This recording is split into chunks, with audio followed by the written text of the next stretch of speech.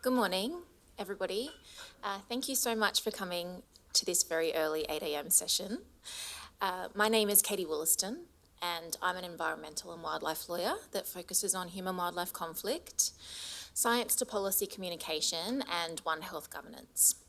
So the purpose of this panel is to explore One Health governance, but through discussion of an upcoming edited collection called One Health in the Law, Existing Frameworks, Intersections and Future Pathways, which is to be published by Cambridge University Press later this year.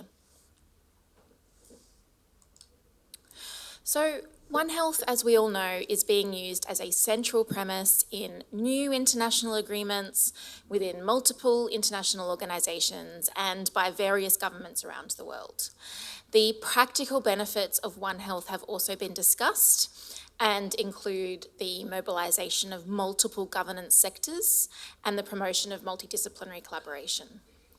The potential of a One Health framework is sky high, in that it could change the way we govern our own relationship with the natural world and the way in which we consider public health as a matter of social justice.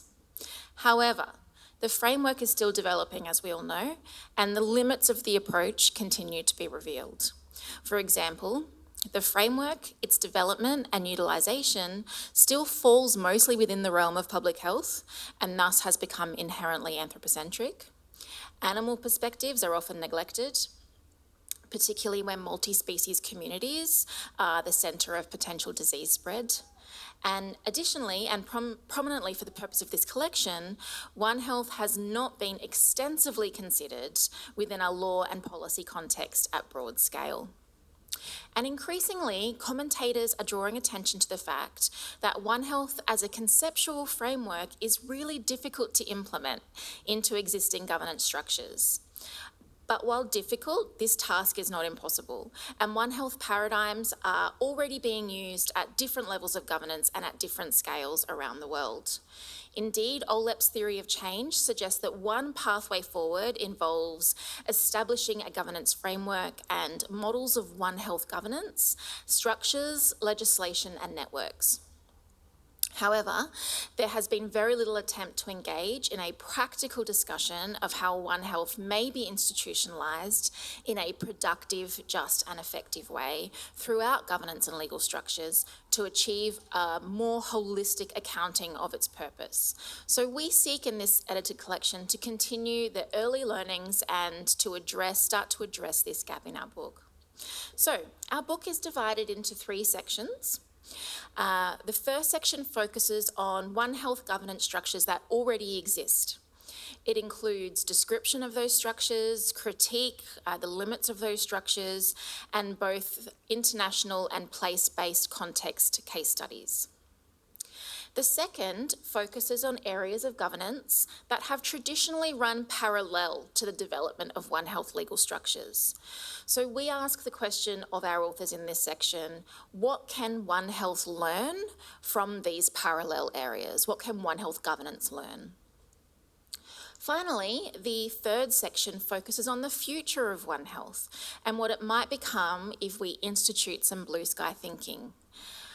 The chapters in this section imagine and describe how the One Health framework might result in real transformation of our current legal and governance structures. But before we turn to our panellists this morning, I wanted to very quickly explain to you 3 things that have really jumped out at me as I've read and edited the chapters in this collection. The first thing that I've learnt is that One Health is a framework, not a definition, and it is the values and principles that lie within any definition of One Health that need to be written into governance structures to have successful One Health governance frameworks. Second, and as Carmen noted in her wonderful presentation yesterday, the whole is greater than the sum of its parts. So in other words, it is the framework of collaboration, diversity, inclusion, integration and equity that is the cornerstone of any One Health governance framework, not the individual governance areas of, for example, AMR or biosecurity or access and benefit sharing or environmental protection. Finally, and this has already been discussed at this Congress in various sessions, we know that institutionalised support is required to ensure longevity of bottom-up projects, collaborations and prevention methods. We consider this institutionalised support within governance structures such as law and policy, and this ranges from things like a framework convention for One Health, if only, to national One Health action plans that integrate One Health principles and values, to legislation that governs individual components of One Health, policies that incentivise collaboration, and project-level governance such as collaboration and data sharing agreements. So, I would now like to introduce our panellists.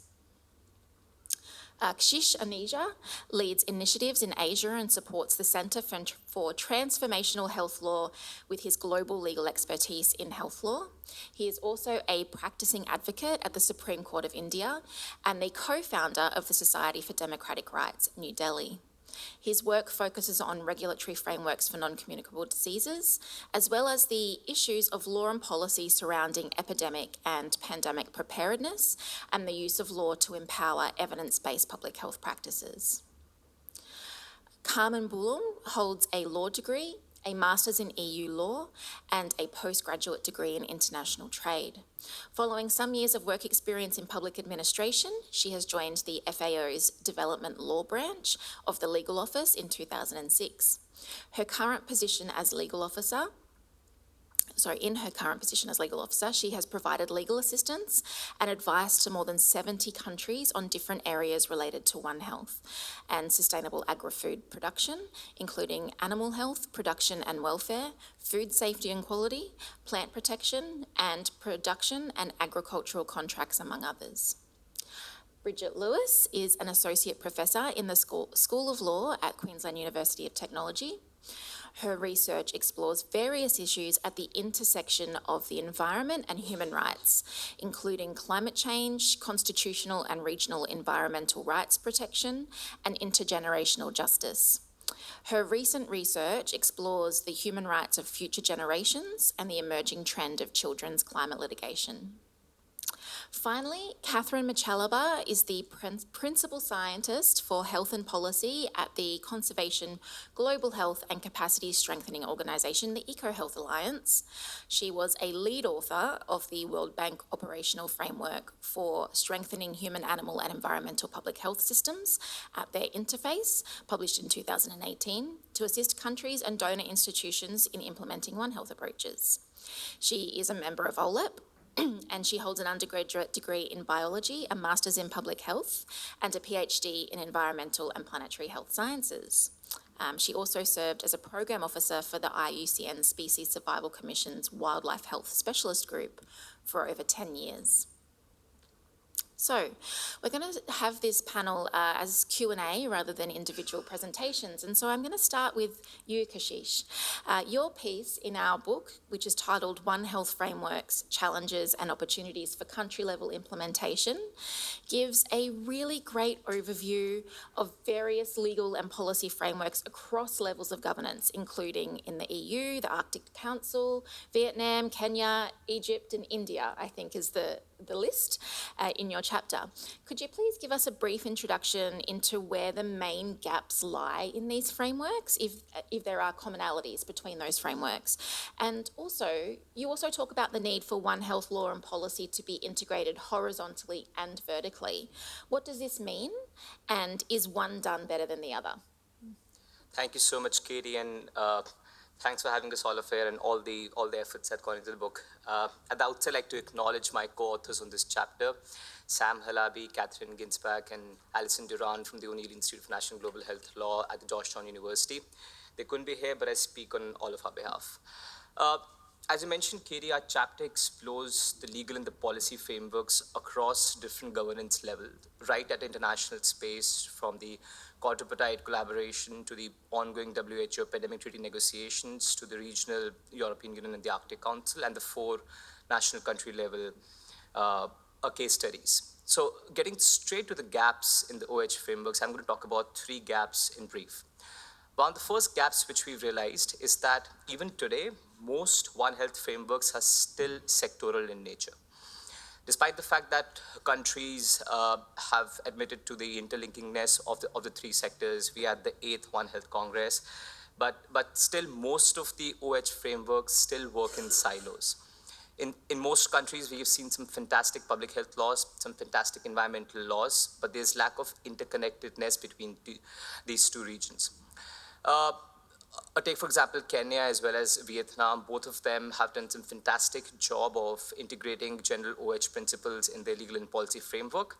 But we've seen that the environmental sector still sees lack of interaction with the overall surveillance framework, and that's an entire thread. Even where the human and the animal interface has a better connectedness, the environmental sector still works in silos. In that very thread, there's a lack of data sharing as well as cross-sectoral communication. And I think over the past 2 days of the conference, we realized the importance of data sharing across these sectors.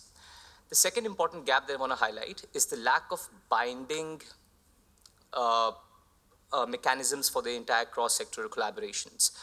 Most of the OH frameworks as of today are rooted in what we call the soft legal instrument, policies, guidelines, multi-sectoral action plans, as opposed to hard law legal frameworks which are statutorily enacted laws, either by the parliament or in the form of delegated legislation or in the form of administrative law. The difference lies in the accountability and the enforcement of the OH framework and the OH collaborations. And it's easier for individual ministries to just say that we don't have the ambit or we don't have the legal mandate because of the binding legal nature. And we've seen examples. In Egypt, we have a fantastic example of a One Health coordination mechanism, which is unfortunately again rooted in a policy guideline as opposed to a legal framework in itself. Then a third important gap we've realized is in environmentally fragile regions such as the Arctic region, where the OH framework finds challenge to integrate climate change factors into the overall OH framework. In context of commonalities, one, again, going back to the fact that lack of binding frameworks, and that's where the problem in operationalization comes in. Over the past 2 days, we've been talking about what are the core issues with the operationalizations, right? We know the OH science, we know why we need it, we know the importance of it. We have something fantastic on paper. Someone just yesterday from the Cambridge University mentioned that most of the websites of the governments have some fantastic OH collaborations on place, but it's not happening in reality.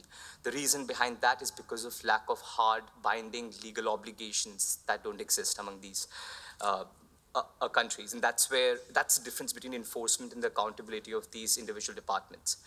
Then another common gap which we've come across is on the lack of funding and the lack of resources, both financial as well as the human resources, across different sectors to implement the OH obligations. In fact, even the ongoing WHO pandemic treaty negotiations, LMICs have cited financial constraints as one of the reasons they might not be able to fulfill the OH obligations in the pandemic treaty. Vietnam is a fantastic example where capacity building has been well inculcated, at least on paper, in the entire OH framework. Katie, you also asked about the horizontal and the vertical integration. So horizontal integration could mean different things in different contexts. In the global and the international space, horizontal integration is more to the extent of integrating the OH laws and policies cross-border across different countries. And that's where a lot of the regional entities, the Arctic Council, the European Union, the ASEAN Network for OH, or even the Africa CDC comes in. At more of a national level, horizontal integration is integration across the three sectors. The vertical integration, on the contrary, is the trickle-down effect of the international commitments and the international, regional, or the global commitments down to the national and the local level, and how individual countries actually translate it on ground. On that end, it'll be really interesting to see the vertical integration of the pandemic treaty whenever it comes into place. I'll stop there. That was a wonderful overview of the gaps, the main gaps. Thank you very much for that, Kashish. Carmen, if I can now turn to you. Your chapter draws on experiences governing AMR and draws out some lessons for the governance of other complex health problems using a One Health approach. What are those main lessons? Thank you very much, Katie.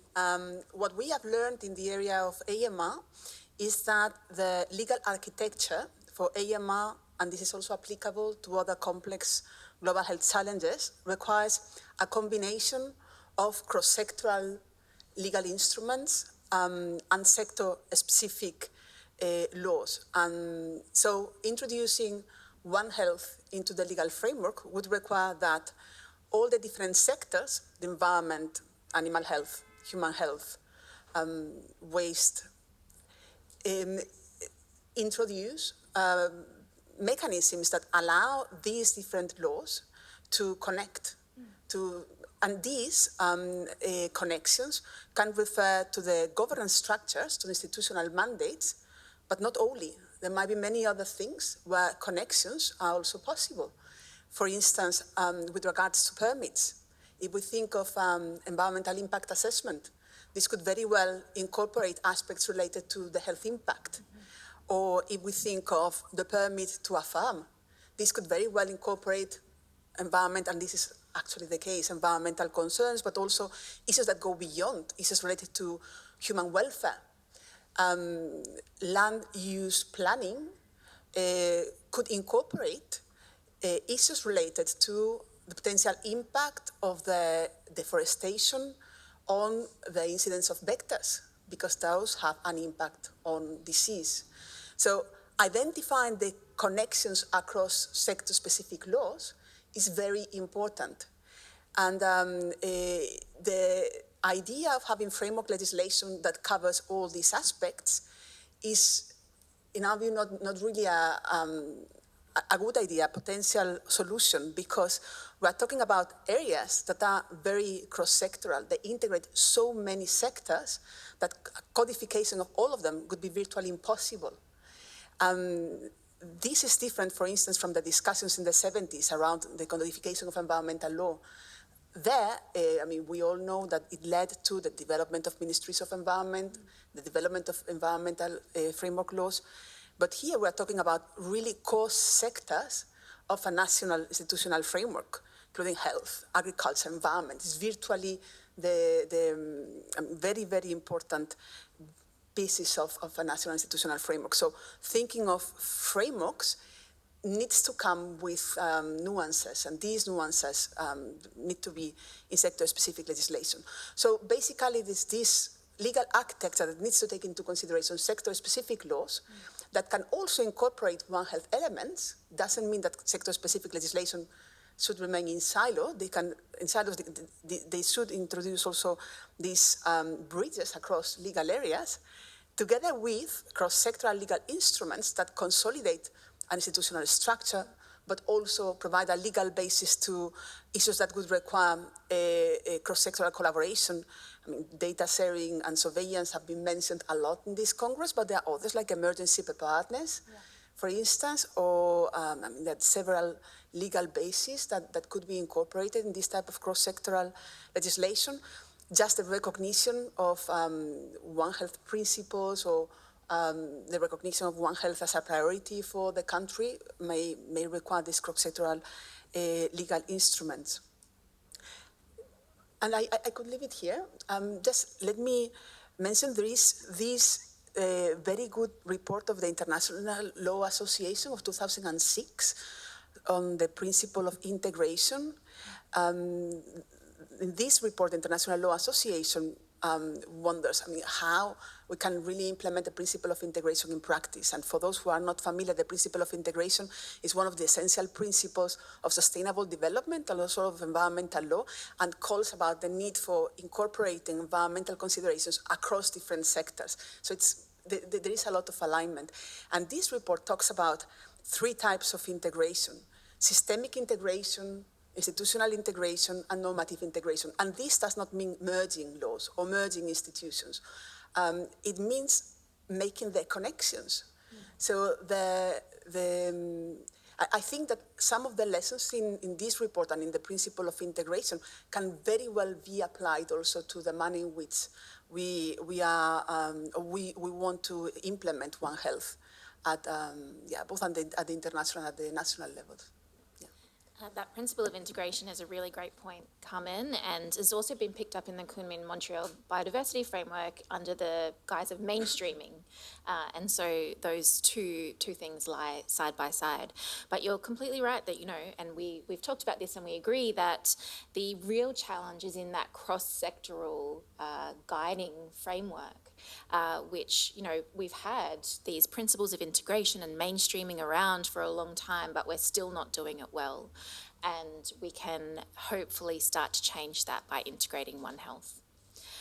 Bridget, your chapter is in the section of the book that looks at what One Health law and policy can learn from other associated areas, and you focus on human rights law. What are the main rights that are relevant to One Health? Or are they all relevant? And are they consistent with One Health frameworks? Okay, thanks, Katie. I think they're all relevant. I mean, one of the fundamental concepts of human rights law and human rights kind of doctrine more broadly is that idea of interdependence, and that all rights are necessary, and everyone is entitled to this full bundle of rights. When we're talking about human rights as a legal framework, we're really talking about the rights that are enshrined in the international human rights treaties and the regional human rights treaties. And within those instruments, there are, we could pick out a few that have some more obvious relevance to One Health. And the right to health is probably the natural place to start there, which is a very broadly defined right. It's not understood as a right to be healthy, but it's a right to the highest attainable standard of health.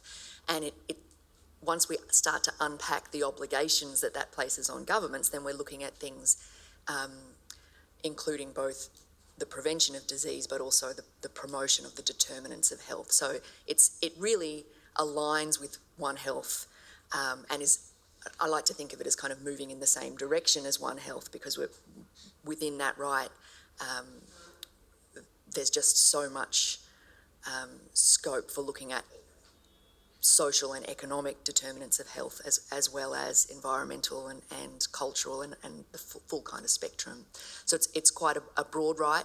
The other rights that I talk about a little bit in the chapter are things like the right to an adequate standard of living, the right, which includes both the right to adequate food and water, also housing and shelter, and the right to life obviously is in there as well. So those are three that kind of stand out as having immediate relevance. The right to a healthy environment is also something that comes up a lot. It's not found in international human rights law as a binding legal right, but it has been recognised by the General Assembly of the UN, and it is found in the constitutions of a lot of countries. So it definitely has a presence. I might say a little bit more about that in a minute, because I think it's instinctively it feels useful, but I think it has some real problems as well.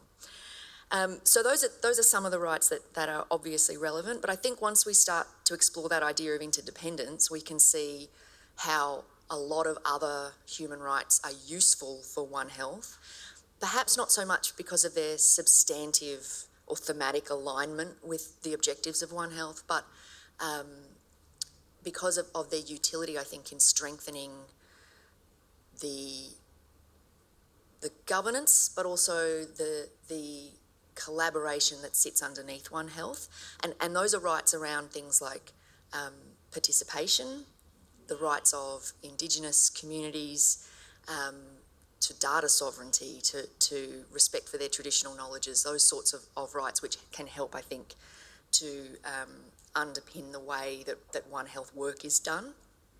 And also, obviously, the kind of fundamental respect for human dignity that sits underneath all of those rights. So there are a lot of really useful principles that can feed into the design of One Health work, but also I think because these are legal rights, you've got a legal framework you can leverage there for both the governance, but also the One Health work itself. If you're trying to explain why a particular project is necessary, human rights can give you a really strong language to explain why that work needs to be done. So I think that's the kind of the co-benefits that exist. I think there are also some really problematic tensions between human rights and One Health. which is something I explore in the chapter and I think is something we need to think some more about. The obvious sticking point is that human rights are inescapably anthropocentric. The whole idea of it is these are the rights that human beings deserve because there's something special about being human. And there's so much power in that concept, and it's really vital. But once you start to try to make that connection between human rights and One Health, it's very easy to get swept away and to think of the environment as being instrumental to human well-being rather than having some value in itself. And I think that's, to circle back to the right to a healthy environment, that's why I find that right so tricky, because it's valuing the environment because of what it does for humans, or to flip it the other way, because of the ways that environmental degradation can be harmful for humans. Just obviously, that's critically important to address those problems, but the positioning of that relationship between the environment and human well-being, I think has the potential to undermine that equity that sits at the heart of One Health between environment, animals and people. And I haven't even mentioned animals. I mean, human rights law really doesn't go there. There's separate work on the rights of animals, but their place within human rights frameworks is really as a source of food, as a source of income, but not really given any inherent value. So I think that's the tension. I think the final thing I would say is also, I guess, to think about the utility of human rights in strengthening democratic processes and accountability and transparency. So as a set of principles that could feed into governance, I think it does have a really important place there, and it can make sure that I guess it can provide some guidelines and guardrails for the way we design governance for One Health, by making sure we've got good accountability and democratic processes. Freedom of information, I should have mentioned that as well, is also a really important right, to make sure that we've got meaningful participation by the people who are going to be involved or participating in One Health projects. I'm going to stop now. Yeah, great. Thank you. Thank you very much, Bridget, for that really fantastic overview of an introduction to human rights law for all the One Health specialists in the room that might not have had that overview previously. And I think the tension that you mention around human rights being inherently anthropocentric is also something that One Health is struggling with. So something that maybe they can work through simultaneously. But I also really love that idea of using human rights as a language for promoting One Health projects and for getting support for One Health projects. And I think that might be something, a main takeaway from this as well. Catherine, your chapter is called Advancing One Health Legal and Policy Action for the Environment, and focuses on implementing international frameworks for deep prevention, and you focus on the example of Liberian law and policy. What are some of the difficulties faced by countries in designing and implementing international agreements related to ecosystems for deep prevention, and what in Liberia is working well? Thank you so much. And I will really acknowledge my collaborator on this chapter, Uriah Skoll. He's a natural resource lawyer and has really embraced the One Health approach. So I think, if you're not a lawyer yourself, I really encourage you to work alongside a lawyer. I've certainly learned a lot from him, and I look forward to the whole book to explore this in more detail. I think, in Liberia, but I think in most countries, the challenge of weak environmental laws is really a serious issue. The laws do not reflect the externalities, both the benefits of ecosystem services and ecosystem functions, but also the consequences of that degradation that we're seeing on such a mass scale. I think it's not just in the law itself, but also the ability to enforce it, to take it seriously, to have the penalties in place, to have the prosecution in place, and really the buy-in of it. So I think that's a key gap. We haven't seen a solution for that, but I do think that the One Health approach really provides that motivating factor to make the case. And I think we see that more and more happening. And certainly in the case of global frameworks, and now with the Global Biodiversity Framework, the opportunity to really make things context specific. And I have been very excited to see that, so the GBF was approved, I think 4 a.m. On I think it was December 22nd, 2022. And I think a lot has happened since then in terms of the national implementation and really bringing that to what does that look like in terms of the national biodiversity strategies and action plans, and then really getting to work on the ground. And there's a lot of potential for One Health integration there, or I would say health integration via a One Health approach. And there are some specific targets. Target 5 is specifically related to preventing spillover in the context of sustainable trade. I think there are some missed opportunities to really then link it also to other areas. There's some water here, but please make sure. I'm good, sorry. There's a clean cup. But also, you know, the broader value and making the case, making the link to human well-being, and what do we really need at a legal level then to ensure that the health benefits are appreciated. And so I think there's been a lot of very exciting work in Liberia, but I also realize in other countries too, to bring this into the NBSAPs, the National Biodiversity Strategies and Action Plans, and really in a practical way that is fit to context. And I think that's so important, because I think at the global level we really miss that it will look very different, and the infrastructure, the funding, even the fragmentation among environmental agencies within environmental mandate, you know, can be very broad. So I think we have to acknowledge the challenges of making sure it actually works in the legal system of each country. And you know, I think in this chapter we have identified a few key areas that you really have to look at. And I think these different levels of governance that were mentioned are so important. We need to embed a One Health thinking throughout all of them. And in Liberia, there's certainly a role for national and subnational implementation, but also really at the community level, and also the governance structures at the protected and conserved area level. And that's really where the free, prior, and informed consent comes in, so that human rights-based approach to developing enhanced conservation protection, really how that can impact communities in a hopefully very beneficial way, but also there are some potential trade-offs when you think about livelihoods or access to cultural resources, religious resources, and just changes in terms of the access.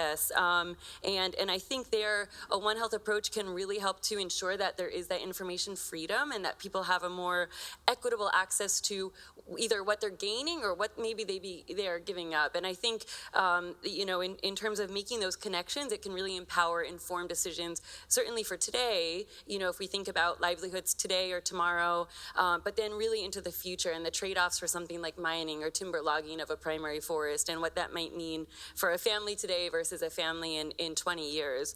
And then certainly also at the industry level too, I think there's opportunities for things like the Forest Stewardship Council and those certifications to really bring in a health lens.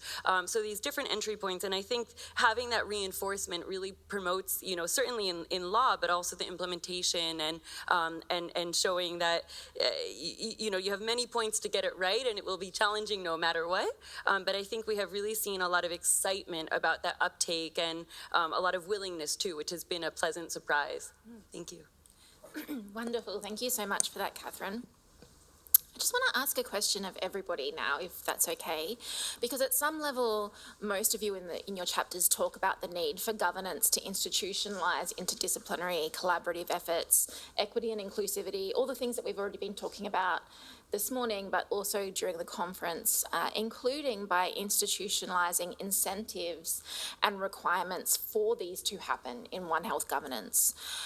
Can you give an example of where this may have occurred, and one key thing that you recommend One Health policymakers consider when looking to integrate such structures into law and policy? And again, we'll start with you, Kashish. Thanks, Katie. So for me, to an extent, institutionalization of OH is again almost a situation where it's been stuck at the stage of idealization, and it's not yet gone to the actual implementation, because if you see most of the OH committees or OH task forces across the world in individual respective countries, they are in the nature of an advisory body. They don't find adequate legal mandate because the mandate is not rooted in hard legal instruments. I'll give an example. For example, in India, in the past, we have seen ad hoc reactive responses across ministries to zoonotic diseases such as Nipah or rabies. And over the past 2 years, the Ministry of Health has come with a Center for One Health, which has been a great achievement. On papers, it's fantastic, but they are doing efforts to integrate different ministries as well. For example, just 2 months back, they hosted a national consultation on the legal frameworks for One Health. And apparently all 3 ministries were there. They plan to develop a legal framework, but they had a national consultation, and I don't see anything else going on right now. But the problem goes to the fact that there's a lack of legal mandate.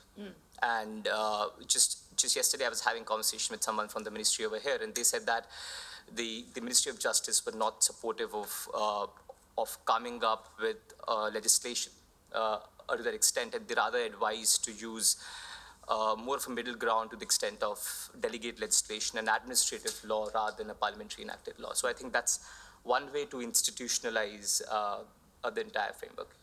Great, thank you. Carmen? Yes, thank you, Katie. So the first thing I would say, I think there are two key ideas. One of them is that there is no gold standard, that what works in one country might not work in another country, and that whatever the country puts in place to face One Health challenges needs to take into consideration the constitutional shape of the state, if it's a centralized, decentralized, but also the political environment, the priorities. What is that they want to use One Health for? What are their objectives? How to make it real? And then the other thing is that One Health is an approach. It's not a new subject matter, it's an approach. So it's an approach that can be applied to several complex global health challenges. So a country may decide to have a One Health institutional mechanism for addressing one of these global health challenges only. And I wrote some examples.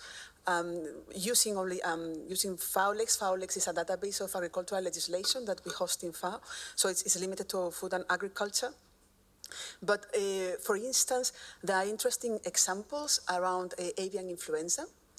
There are different countries. I have here, I don't know why they're all starting by A, maybe there were a lot, and it's Albania, Andorra, Azerbaijan. Also the US Fish and Game Code.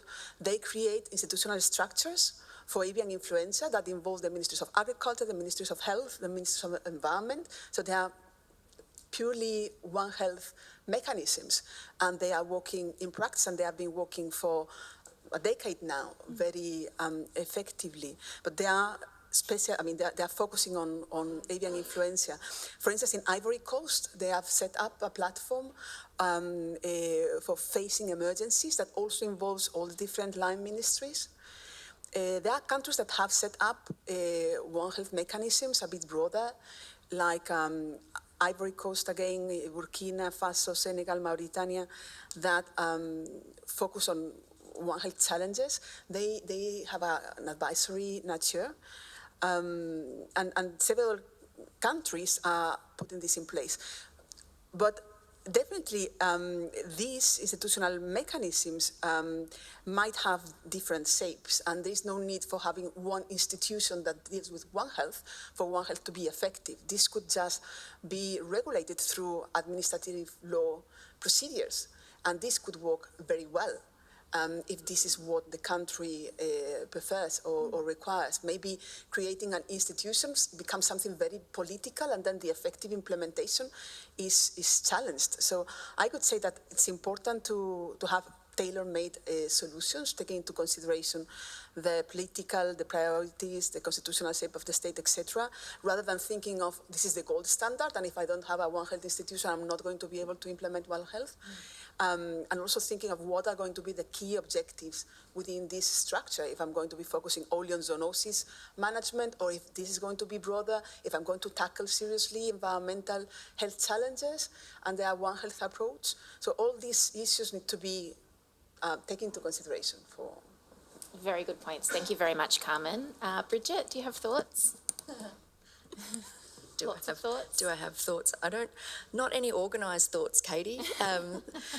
I've been finding the last few days so eye-opening as a bit of a fish out of water, and so the connections with human rights have been kind of popping up in all kinds of weird places.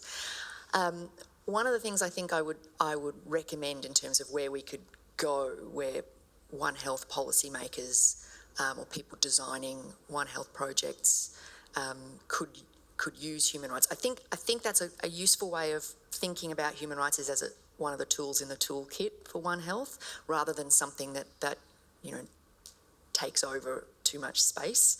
I think, Carmen, you said before, we're not looking to create a new legal framework for all of One Health, but to trying to find connections between different systems and different norms, and human rights has a place in that. I think human rights impact assessments can be a useful tool in particular, both for understanding the nature of a problem and thinking about the lived experiences of the people who are affected by that problem, but also in thinking through the consequences of the way you're going to do that work, and understanding that, the knock-on effects it might have for different parts of a community. And then, as I said before, having that language to explain why these standards are so important, and for ensuring that you've really got strong principles around equity and inclusivity, participation, free, prior, informed consent, all of those sorts of procedural protections that I talked about before. So that's how I would, I guess, pitch human rights at this point, is to think about its usefulness, and to encourage people to talk to human rights lawyers, and have that, which is very consistent with the One Health approach. You want as many kind of perspectives and minds working on a challenge as you can. So keeping that dialogue open. Come and see me. Wonderful, thank you. Catherine? Yeah, thank you. The One Health coordination platforms, I think they're really an enabling function in a way, because they're bringing together the different actors and really creating that routine working together, routine sharing. And I think we probably miss the judicial system, the legal system in that in many countries, and maybe that's an opportunity to revise those frameworks about who's involved. I think that's a real opportunity. But sort of the informal aspect, building onto those formal systems. The discussion was making me remember how we held a ranger training in Liberia across the country this February, and really reached all of the protected areas as well as the proposed protected areas. And in addition to the rangers, the law enforcement officials were also part of that. And I remember it was so wonderful because, the laws are in place, but there's a lot of different laws and they have to be enforced, and sometimes there's not this understanding of why it's important. And I think at the end of it, there was this great appreciation of, wow, this is important for my own health, my community's health, and they really said, we're going to take this seriously, and we understand now why this is the law. And I think, and to know that they also had partners in other sectors that could really work together on that. And I think it's very empowering to, sometimes we miss that step about sensitization and why things are important, and really the human connection. I think that's really where a One Health approach can open some new doors. And just sort of as an enabling piece of that too, I think through the Nature for Health initiative, which I know several of us are involved in, but there's this emphasis on a scoping process. And I really want to thank everyone who came up with this approach, because I think it's been so transformative about what the entry points are, what the needs are, and understanding the situation and where legal solutions can make a difference. And sometimes, it can be a bit surprising. It might not be sort of what it looks on the surface, and digging a bit deeper, and also having that consensus about, multiple sectors, multiple actors and different levels, understanding, okay, this is really where a law solution is very important, and here's sort of what needs to be paired with it. So I hope to see more and more of that, and I really thank everyone involved in that, including the 6 implementing countries and Germany who really catalyzed it. Thank you so much, Catherine. I want to finish by having a very quick run around for the 4 of you. If you had one main wish that could be fulfilled with respect to One Health law and governance, what would it be? We'll start with Catherine. I think the starting point for law and regulation development, just to ensure that there's an understanding again of the situation, and I think that can really promote the coherence and utility, and making sure there's that intention behind it, and also an understanding of how it can lead to the outcomes, and also what it can't address. I think that's also equally important, and what needs to be in place, paired with it to make all the difference for success. Wonderful, thank you. Bridget? Thank you. I think I've kind of already said my wish, which is to have that more open dialogue between lawyers, particularly human rights lawyers.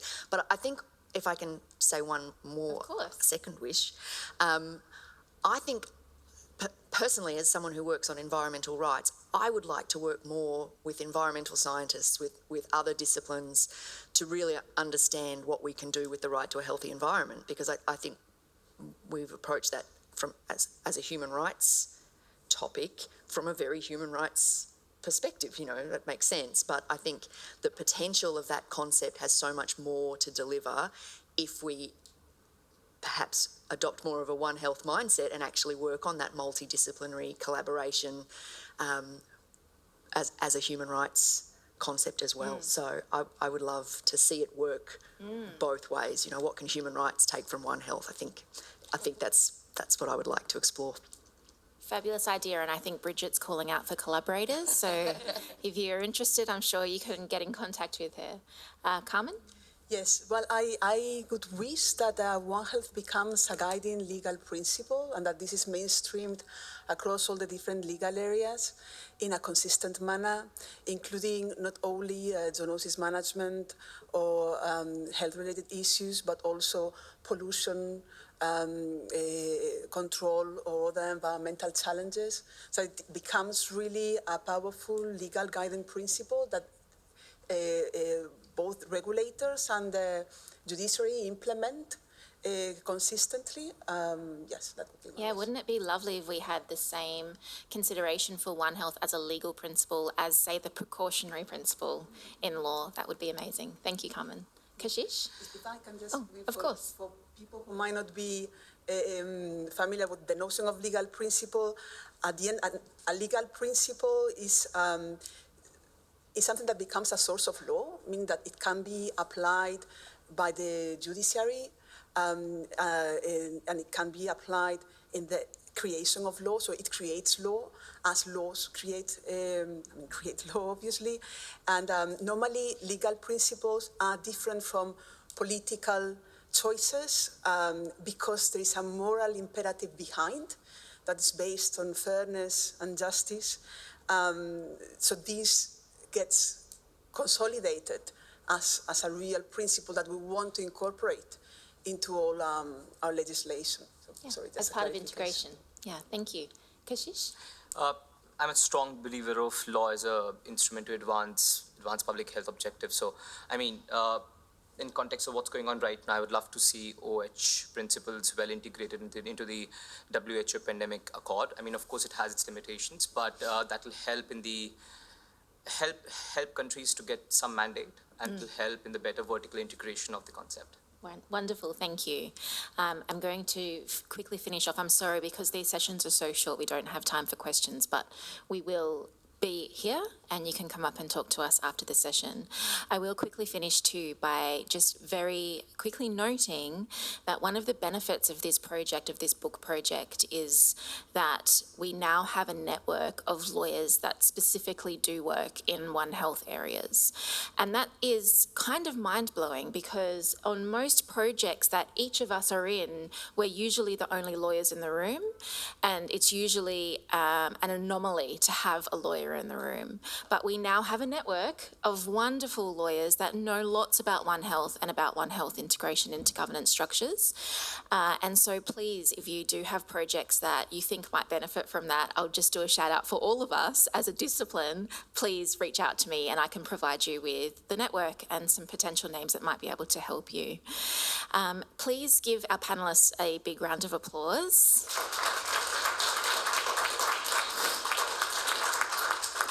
And once again, thank you so much for making the early session and coming to hear us talk about law.